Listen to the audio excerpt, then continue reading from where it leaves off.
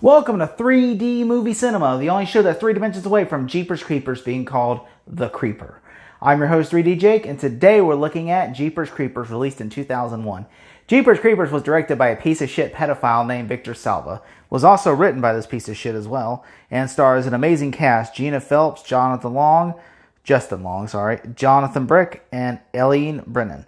The movie's essentially about a brother and sister that are on a cross-country road trip, and, from home, going from college to home, when they spot a guy dumping bodies in a well, and then they decide to investigate the well, and then the guy finds out that they've been there, and he's been after them ever since, until the big twist to reveal that he is actually not a man, but a creature. I will say this, before we get started on this review, I'm going to let my friend Stephanie from I'll Buy the Popcorn, let her because I feel like I had to have a co-collab with this. And I told her, I said, what movie do you want to collab with me this year in honor of my 3D Halloween? And she says, Jeepers Creepers is fine. And so, yeah, she watched it, reviewed it with me. And so I'm really excited to let you hear her thoughts. Take it away, Stephanie.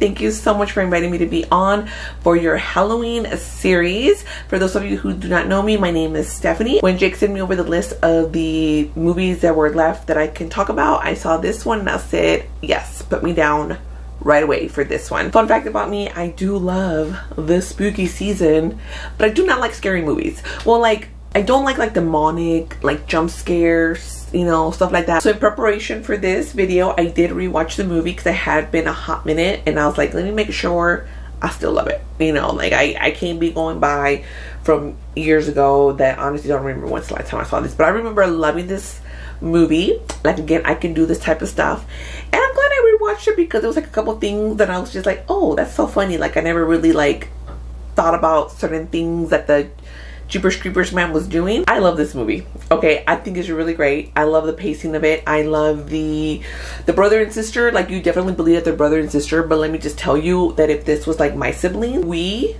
would never be in that position, because if we had seen the Jeepers or whoever that was, at that point we didn't know who that was, throwing that body through that little tunnel in that old abandoned church in the middle of nowhere, honey, we didn't see nothing. Saw nothing. And on our way we drive. Does that make us bad people?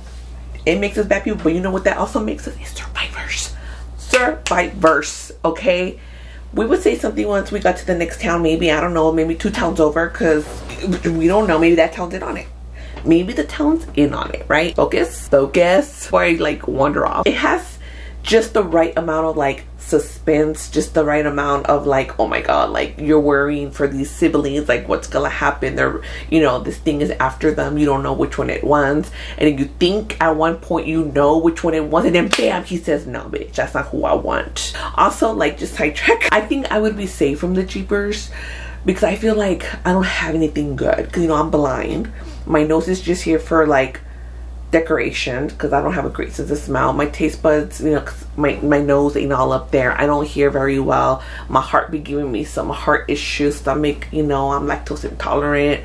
I pee like a 5-year-old. I don't really think I have any vital good things in me. Maybe my liver, I don't know. Jeepers, Jeremiah Creepers, I think that's what they're calling him on TikTok. Big Jeep. Have y'all been seeing that drama with TikTok? Oh, some little girl named Mara. She's all all 5'3" of me. I think I could take Jeepers Creepers. Madam, he can fly. All 5 foot of you would be in his stomach. I haven't done a review in so long, y'all. I don't even know what the hell I'm doing anymore, I'm not gonna lie. Before I do send you back off to your host, let me just say, I think it's so funny that I never really thought much about it. He's been around for 1,000 years, and the way that he's evolved, right, as a human, but he's also a creature. But he definitely likes his me time right there at the end. It's the way that I kind of laughed, because I was oh, you chilling, you in your zen movement, because this motherfucker got candles lit. And if you think about it, he's into arts and crafts as well, because he be artsing and crafting and molding, and he's into sewing, because he be sewing these bodies back together, and then cutting bows apart, and sewing belly buttons on, and part 2, his equipment that he uses, he's very artsy, okay? He's very crafty, but it was the candles for me, y'all. It was the candles for me. And I'm like, oh, and like his little music, right? He has his record player there. I said, you went in a whole like ambiance, again, like zen. That is all I have to say. You can check me out on here on YouTube. Check me out on Instagram. I am more active on TikTok. That's gonna be it for me. Sorry, I kind of like wandered off there for a moment. That's kind of like what I do. I talk a lot, and then I have my ADD. Okay, bye. Thank you so much. Thank you so much once again, Stephanie. If you can't give her some love and support, check out her channel, I'll Buy the Popcorn, where she is amazing, okay? Well, now back to the review for Jeepers Creepers. I will say this, okay? Yes, I did allude earlier. Yes, the movie is directed by a horrible human being named Victor Salva. And yes, he is a convicted pedophile, and he went to jail and was convicted and everything. And I will say this, I do not like him as a person. I think he's a horrible human being, and he's a horrible piece of shit. He got what he deserved, and I'm glad that he doesn't work in Hollywood. But I do think I can separate the art from the artist, and I do think a lot of people worked and made hard this movie, and that this was a very big accomplishment. And I think really, for me to say one person ruined it for everyone, no. I think I'm gonna give these people their flowers because they deserve it. I do think this movie is a fantastic movie, and I will say, I do think this is a legit good horror film. And apparently there is a rumor that it's inspired by a real life event where a guy was driving down the street and he saw a guy dumping a body and with a red sheet, and then when he went to confront the guy changed his license plate and drove off. And so I must say this though, okay? I really do enjoy this movie because I like how this is a story. Like, everybody drives around across country. So people drive, you're on the road, you're on the interstate or something, and you're just in the middle of nowhere. You just see lots of fields and stuff, and then all of a sudden, someone tries to cut you off the road, which happens to all of us. And then the fact that you see, and then later on afterwards, that guy cuts you off, you're sitting there, you're just having fun, driving, then you see this man that cut you off dropping a body down a well. Most people, like me, would have probably just kept going and said, you know what? I'll call the police and let them deal with that. Instead, they're like, you know what? Let's be decent human beings and try to go and see if somebody's down there. And then they do, and it turns out not only are they right, it is way worse because this person just goes and mutilated all these people. And then all of a sudden, it makes like a sick version of the 16 Chapels, to where when they finally go back, he goes back to the church, and they do it by a church too, which is even more messed up. And then later, like after they call the police, and the police at first doesn't believe them, think they're just like, okay, they're kids, so they're whacked out of their mind. And it turns out when they saw this man was literally at their car sniffing their clothes, and then they're like, still, this doesn't make sense. And then they see like a fingerprint, and then all of a sudden, when the police are escorting him back to their station, the man's on top of the car, and then he literally rips open the car, grabs the female cop, and kills her. And then he rips open the car, grabs the guy by his head, and then cuts his head off with an axe. And then you see him pull the tongue off. I mean, just those moments are just so engraved in my head, like where he kills the two cops in the car.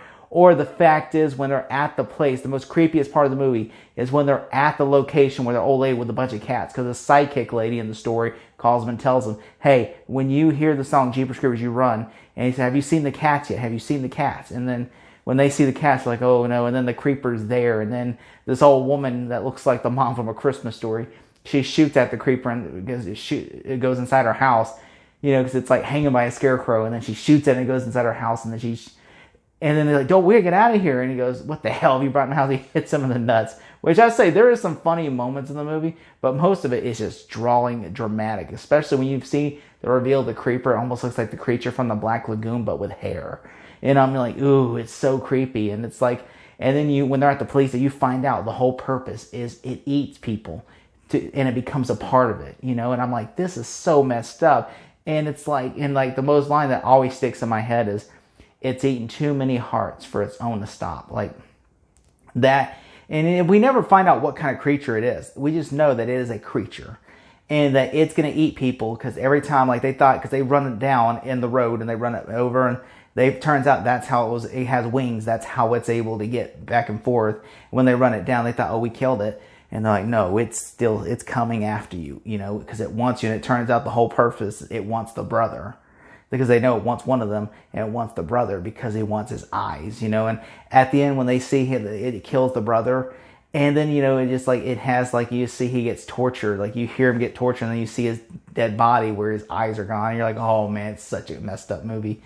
And I will say that this movie does have a lot of shock value in the movie where it's like you see his eyes are gone and you see like the whole point of the movie is the creeper is an evil entity. And that, you know, it just wants to eat people. And every 27 years it comes around to eat people and go back in the ground then 27 years later. And I think that's what's so creepy about it, is because what am I in that year? And also, I really like about this movie is there is some humor in the movie. Like, yeah, like I said to her, when she gets hit in the nuts, or there's a funny scene where the creeper is putting like the cops' bodies in there and then he puts his hat on and then shuts the door. And then 5 seconds later, he forgot the head. So he opens the door, throws the head, and then shuts the door back. Like that, turns out Jonathan Breaker plays the creeper. So that was improvised because the director had told him how to do like the sequences. He's like, okay, you have to do this, this, and this. And then so finally he said, you know, and of course he said kept messing up the sequence. So he said, you know what, fuck it, I'm just doing it like this. And then he opens the door, throws the head in, and shuts it. And then they thought it was so funny and editing. Like, all right, let's just keep that. That's so hilarious, you know. And he just shuts the head, you know. It's like, you know, and also there are some great moments in the movie where, like, you know, like when they're, you know, whenever, like, you know, they're going, when the cop's in the cell looking at all the cellmates and everything, and the one cop flips them off. He goes, "Oh, thank you. I think our relationship was really special too."